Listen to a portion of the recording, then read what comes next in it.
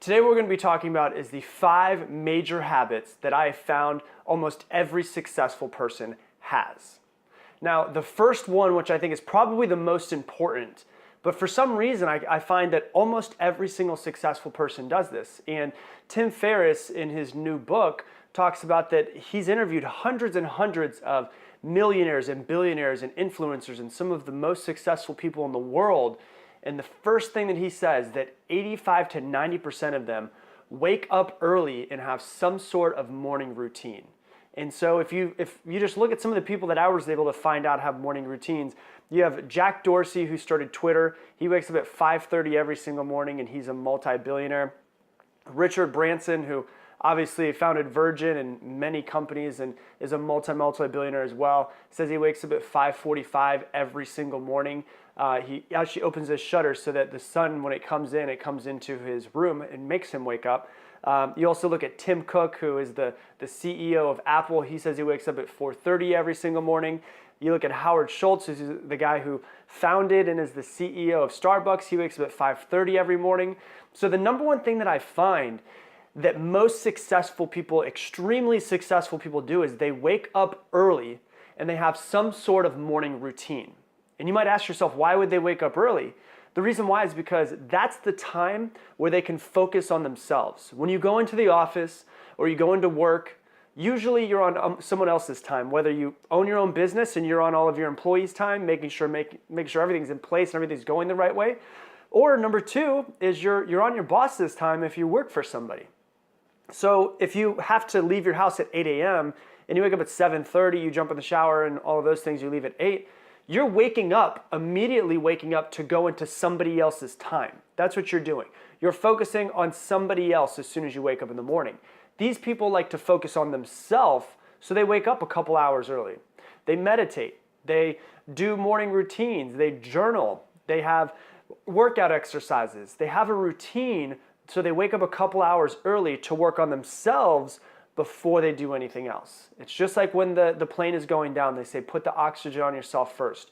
When you wake up in the morning, focus on yourself first, because that will then make everybody else around you and make your life better as well. So the first thing is obviously a morning routine.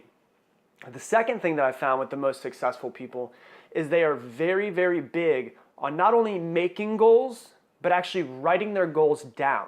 And this is key because 40 years ago, Harvard did a study and they found out that out of everyone that was in their classes or students that were there, only about 3% of them actually wrote their goals down on a piece of paper. Now, some people knew their goals or what their goals were, but not all of them, only 3% of them wrote them down with a piece of pen and paper and wrote it down. And what they found 30 years down the road when they went back and looked at them was that 3% that wrote down their goals were 10 times more successful than the other 97% 30 years down the road. So if you could take a page out of their book, for some reason, writing down your goals makes it seem real in your brain. It makes you clarify exactly what you want.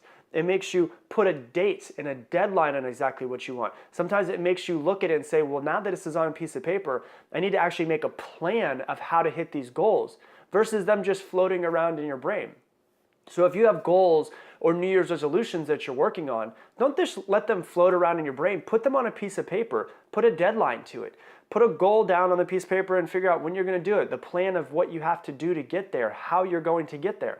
All of those things are important. So the most successful people write it down on a piece of paper, because when it's in your brain, it's just kind of floating around in your brain. But when it's on a piece of paper, it is physical and it is now something that is real and exists in the world. So the second thing they do is they write down all of their goals.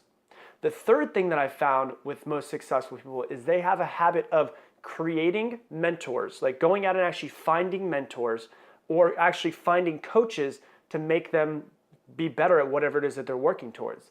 And there was a study that I found that said that the average millionaire over the course of their lifetime has had 7 very serious mentors or coaches. Now, why is that important?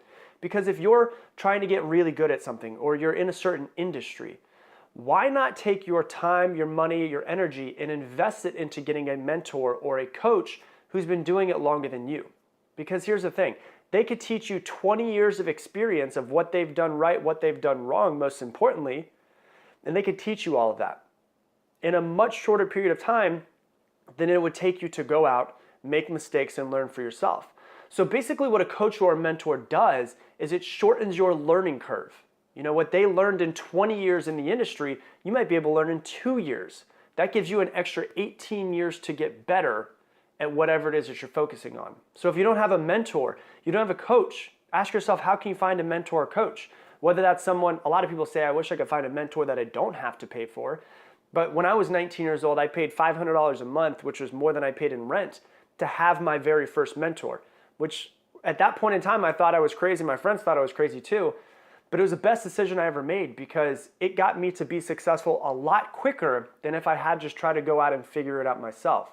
And when you pay to have a mentor versus just having a friend who is a mentor, but when you have a paid mentor, they actually, because of the fact they're accepting your money, they actually feel some sort of responsibility for your success. So they're more likely to help you along the way of success and go out of their way to help you be more successful as well. So the third thing that I found for the most successful people in the world is that they always have mentors and coaches. The fourth thing that I found as far as a habit is positive self-talk. They believe in themselves. They have self-confidence. And I want to tell you this, nobody's born with self-confidence. Confidence is something that you pick up along the way to success. But what they seem to realize is that they believe in themselves, and when they believe in themselves, they're much more likely to get there. And the way that I like to think about it is this. My favorite analogy dealing with the way that we think in our minds has to do with a garden. So the analogy is, think of your mind as a garden, and you are the only person that can tend to this garden. Nobody else can. It's impossible to go out and plant strawberry seeds in that garden and expect that somehow you're going to grow tomatoes. It's impossible. You can't put strawberry seeds in the ground and get tomatoes. Just like you can't plant negative thoughts or talk to yourself negatively in your head and expect that you're just going to have positive life or a positive outcome or a positive attitude, right? You have to learn that because let's be honest, most of us are really, really harsh on ourselves. We would never talk to somebody that we love the way that we talk to ourselves in our own heads. That should not be the case though. So when you start to notice yourself talking down to yourself, you need to immediately stop it and replace that thought with something positive. Because at this point in time, if you've been talking down to yourself for a while, it's somewhat of a habit. And the only way to actually break a habit is to stop it as soon as you get into the middle of it. As soon as it starts, you try to stop it as quickly as possible. And what you have to realize is you can't always control your first thought at this point because that's your automatic thought. But you can always control your second thought. So that's something that you need to concentrate on, is have positive self-talk to make yourself believe in yourself more than anything else. And the fifth thing that I found for the most successful people in the world is that they read often. The average CEO reads 60 books per year. 60. And we're talking about CEOs. These are people who are already at the top of companies. Read 60 books per year. That's more than one per week. And so if you look back at the past year, how many books have you read this year? If you want to be successful, don't you think you should just take a page out of a successful person's book and follow these 5 steps and go, all right, well, if they read 60 books in a year, maybe I could read once a month. And then maybe after you start going once a month, maybe you decide I could probably do once a week or twice a month, whatever it might be. But you realize if these people are successful, there's steps to being successful. Take a page out of their book and do exactly what they do, right? These people are constant learners. And one of the things my first mentor used to talk about was Kaizen. It's a Japanese word for constant, never-ending improvement. We should all be on this journey of Kaizen, of constantly never-ending improvement, trying to improve every single day. And the people that are already at the peak of peaks, these CEOs, are still constantly trying to improve themselves and make themselves better. So don't you think that we should if we're not where we want to be at this point? So once again, those are the 5 things. Number 1 is they wake up early. Number 2 is that they write down their goals and they make them physical. Number 3 is that they have mentors and coaches. Number 4, positive self-talk. They believe in themselves. They have confidence. They figure out what's going on in their brain and they make sure they wire it the way that they want to with positivity. And the 5th thing is that they read very often. So if you like this episode, please do me a favor. Please give it a thumbs up, give it a like. If you have any comments, please type them down below. And I have new episodes that come out every Monday, Wednesday, and Friday. So if you want to see more, go ahead and click the subscribe button as well. But I appreciate you, and I'll talk to you soon.